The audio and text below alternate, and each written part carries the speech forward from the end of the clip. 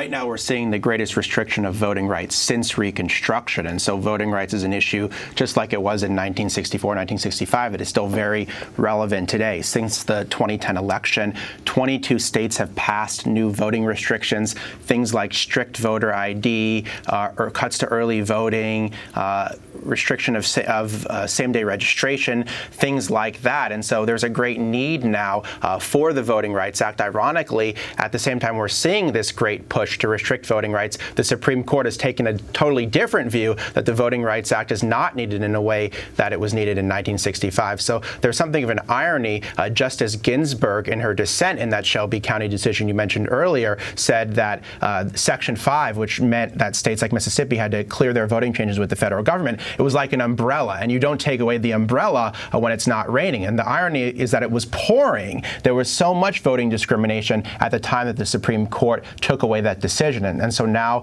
voting rights advocates are trying to protect voting rights without that crucial protection from the Supreme Court.